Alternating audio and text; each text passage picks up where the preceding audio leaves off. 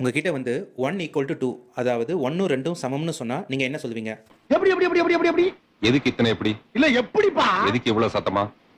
எப்படி? அப்படி. இப்போ நான் 1 = 1 ன்னு வச்சுக்கிறேன். ரெண்டு சைடு ஸ்கொயர் பண்றேன். 1 ஸ்கொயர் = 1 ஸ்கொயர். ரெண்டு சைடும் என்ன பண்றேன் அப்படின்னா 1 ஸ்கொயரால சப்ட்ராக்ட் பண்றேன். 1 square - 1 square = 1 square - 1 square.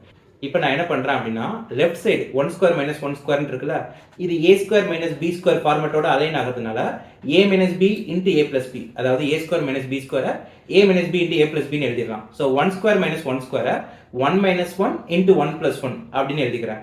Right சைடில் இருக்கக்கூடிய 1 ஸ்கொயர் - 1 ஸ்கொயர்ல இருந்து 1 காமனா எடுத்துக்கிறேன். ஸோ 1 × 1 - 1. இப்போ ரெண்டு சைடும் 1 - 1 1 - 1 இருக்கும். 1 - 1ஐயும் 1 - 1ஐயும் கேன்சல் பண்ணிடலாம், கட் பண்ணிடலாம். ஸோ இப்போ லெஃப்ட் சைடில் 1 + 1 இருக்குது, ரைட் சைடில் 1 இருக்குது. 1 + 1 அப்படிங்கிறது 2, ரைட் சைடில் இருக்கக்கூடியது 1. அப்போ 2 = 1. ஸோ இதுதான் வந்து மேத்தமெட்டிக்கல் ஃபேலசின்னு அர்த்தம். அதாவது கணிதத்தில் நம்ம ஏற்படுத்தக்கூடிய தர்க்க பிழை. எங்கேயாச்சும் ஒரு ஸ்டெப்பில் நம்மளே அறியாமல் ஒரு லாஜிக்கல் மிஸ்டேக் பண்ணோம் அப்படின்னா அது இந்த மாதிரி தான் வந்து ஒரு ரிசல்ட் வந்து நிற்கும். இந்த 2 = 1ன்னு ப்ரூஃப் பண்ணுறதுக்கு இன்டர்நெட்டில் நிறைய டிஃப்ரெண்ட் வேல ப்ரூஃப் இருக்குது. நான் இங்கே எடுத்துகிட்டு வர்றது நீங்கள் கண்டுபிடிக்கணும் அப்படிங்கிறதுக்காகவே, இங்கே என்ன தப்பு பண்ணியிருக்கேன் அப்படிங்கிறத கண்டுபிடிக்கணுங்கிறதுக்காகவே ஒரு சிம்பிளான ப்ரூஃபை எடுத்துகிட்டு வந்திருக்கிறேன். உங்களுக்கு 3 செகண்ட் டைம் கொடுக்குறேன். அதுக்குள்ளே என்னென்னு கண்டுபிடிச்சிட்டிங்கன்னா கமெண்ட் பாக்ஸில் சொல்லுங்கள்.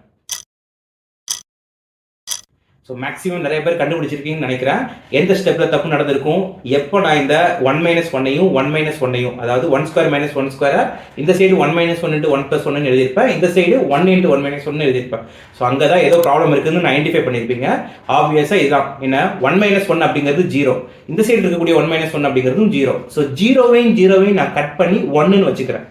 0வையும் மேக்ஸில் டிவைட் பண்ண முடியாது. 0/0 அப்படிங்கிறது இன்டிடெர்மினேட். ஏன்? மேக்ஸில் இப்போ நான் வந்து 10/2ன்னு சொல்கிறேன்னு வைங்களேன். 10 ஆப்பிள் இருக்குது, அதை 2 பேருக்கு பிரித்து கொடுக்குறேன் அப்படின்னா 10/2 which is 5. இப்போ 10 ஆப்பிள் இருக்குது, அதை 10 பேருக்கு பிரித்து கொடுக்குறேன் அப்படின்னா 10/10 10/10 அது 1. அப்படின்னா என்ன அர்த்தம்? ஒவ்வொருத்தருக்கும் ஒவ்வொரு ஆப்பிள் கிடைக்கும்னு அர்த்தம். ஆனால் என்கிட்ட அதே லாஜிக் அப்ளை பண்ணுறேன். 10/10 1 அப்படிங்கும்போது 0/0வும் 1ன்னு சொல்லலாமான்னு கேட்டால் சொல்லக்கூடாது. ஏன்?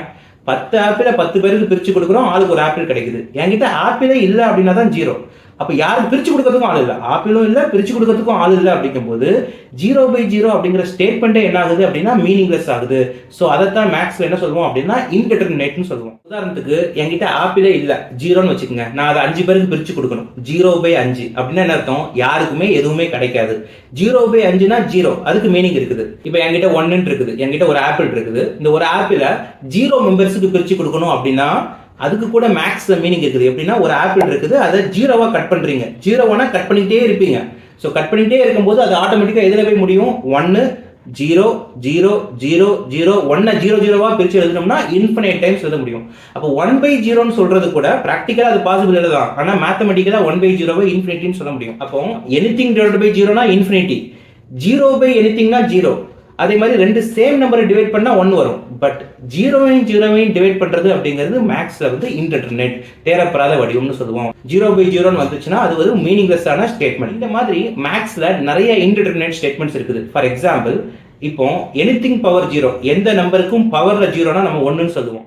5/0னா 1, 6/0னாலும் 1. பட் அதே லாஜிக்கை 0/0க்கு அப்ளை பண்ண முடியுமானா அப்ளை பண்ண முடியாது. ஏன்னா 0 எனி நம்பர் 0/5 0/6 இருக்குதுன்னா அது 0.